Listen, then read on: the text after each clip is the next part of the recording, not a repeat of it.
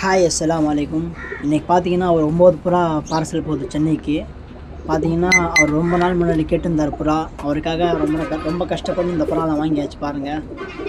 பார்த்தீங்கன்னா இந்த புறா பார்த்தீங்கன்னா சென்னை போகுது. பார்த்தீங்கன்னா கரெக்டாக பேக் பண்ணியாச்சு இந்த புறாவெல்லாம்.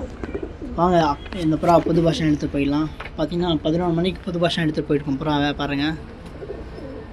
பார்த்தீங்கன்னா ரொம்ப நேரம் வெயிட் பண்ணி எப்படியோ பஸ் கிடச்சிருச்சு. பார்த்தீங்கன்னா பஸ்ஸில் வச்சு விட்டாச்சு. பார்த்தீங்கன்னா காலைல 6 மணிக்கு அவர் வீட்டுக்கு போயிடுச்சு. அவர் வீடியோ பிடிச்சி அமுச்சு விட்ருக்காரு பாருங்கள். இல்லை சேஃபாக இந்த புறா போயிடுச்சு. 9 புறாவும் வந்துச்சு, சேஃபாக போயிடுச்சு அவங்க வீட்டுக்கு. அப்புறம் பார்த்தீங்கன்னா நான் ஒரு ஜோடி சேல்ஸுக்கு போட்டிருந்தேன். சாதா புறா, பழைய லைன் புறா இது பாருங்கள்.